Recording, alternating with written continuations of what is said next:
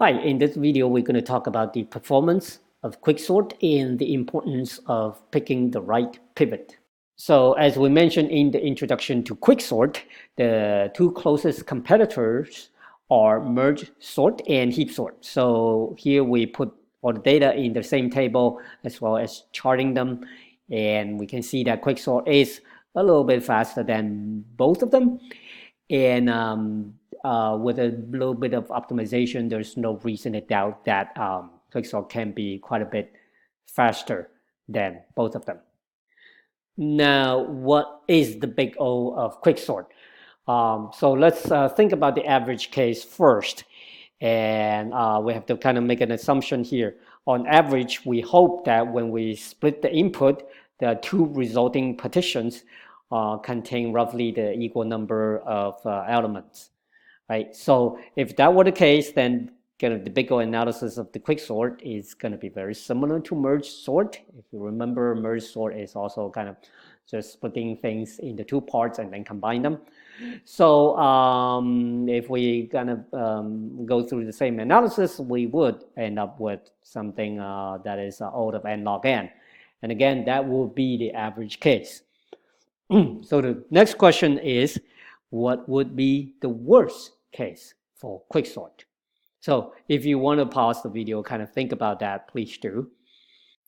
And as it kind of turns out, and I hope it might be obvious to some of us, that the worst case for quicksort is obviously the kind of the opposite of two partitions of equal sizes, right? So we could just end up with just one partition that contains all the elements when we try to split the input. And if that were the case, then each time we're basically sorting only a single element, right?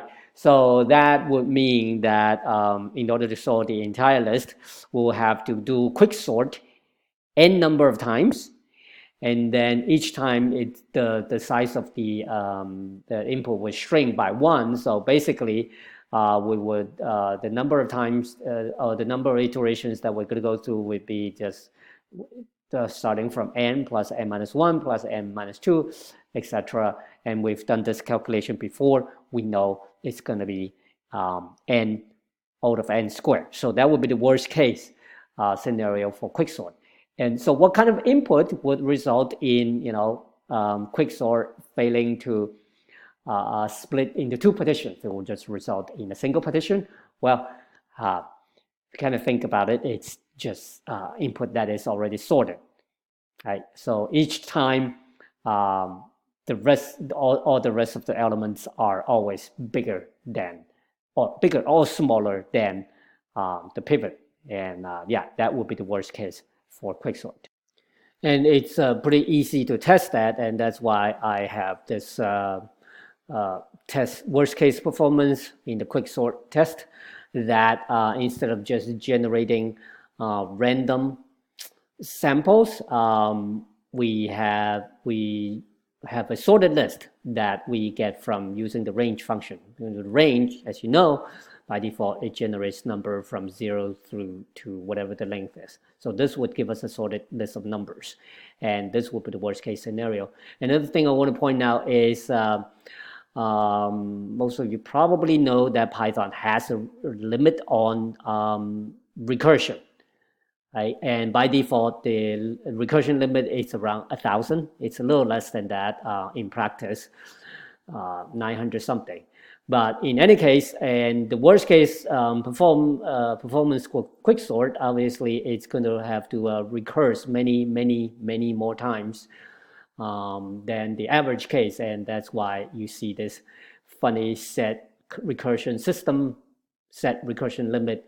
I set it to some large number so that I can even complete this test. Otherwise, I cannot.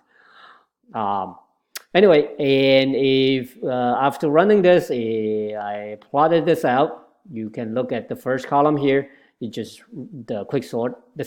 Both are the same quicksort, but first is random data. And that's fairly fast. And then for sorted data, and that is just slow because again it grows n squared. So then the question is there a way to fix this worst case performance for quicksort? Well, if you think about it, what is the root of the problem? Well, the problem is really the way that we pick our pivot, right? Because discussion so far, we always pick the first element in the list as the pivot, and that kind of caused the problem with the sorted data.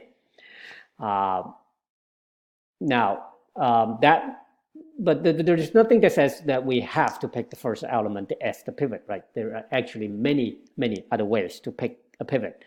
So, and some of the example is we can pick the element in the middle of the input, right? Exactly in the middle, or we can pick something that is just kind of random, or we can pick something that is slightly smarter, such as a median of 3 elements of the input. So these 3 elements, if it's median 3, typically it's the first element, the middle element, and the last element, and then we pick out the median of these 3 numbers to be the pivot. And then there are many other ideas. Over the years, there has been quite a bit of research done to pick a good pivot for quicksort. So let's take a look at the little more in detail of how the median of 3 works. So again, given an input list, say for example this one, it picks out 3 elements. The first one, the one in the middle, and the one at the end. And then it looks at, okay, which of these 3 numbers, so in this case it's 7, 1, and 3. What is the median of these 3 numbers, right? It's the number that is in the middle in terms of its values, and obviously in this case it's 4. And if you pick 4 as the pivot and you split the input by 4, this happens to be a very good pivot for this input list. And then you kind of think about it, so what does this median of 3 really means? Kind of the intuition is really that we're sampling the input, right? So we pick a few kind of things from the input and we find the one in the middle. And then the hope is that that number, the median, that kind of split the input into 2 even kind of partitions. And then, I mean, in that case, then you kind of ask, well, why are we limited to only 3 samples? We can have 5 samples, 7 samples, 9 samples, more samples, right? The more, the better. Sure, the more, the closer or the higher the probability that the median of those samples are closer to the true median of the entire input. However, you got to think about the cost as well, because if you go to the extreme, why don't we sample the entire input, right? And that would give us the perfect median that would perfectly split the input into 2 even partitions. But you think about it, in order to pick the perfect median, you basically have to sort the entire list, right? And that's kind of, if you think about it, it's kind of a circular reasoning. We're trying to sort using this method, but in order to pick out a median, we have to sort first. So that doesn't really work, and that's why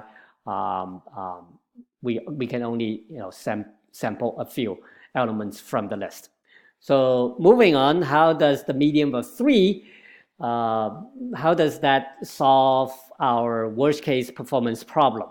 Well, this is a sorted list, 11, 22, so on and so forth. Now, if we pick the median of the 3 are 11, 44, and 77, and the median is the 44. And well, that's good, right? 44 is going to be splitting this list kind of right down the middle. So we won't have the worst case scenario here.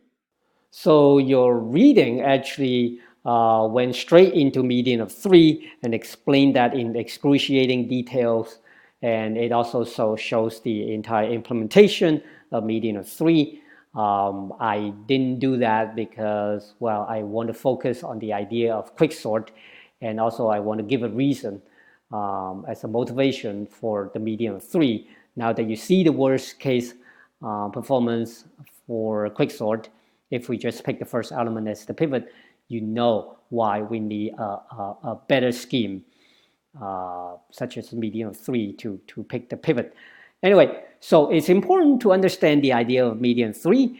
However, the implementation detail, the code itself is an optional topic that you can study on your own.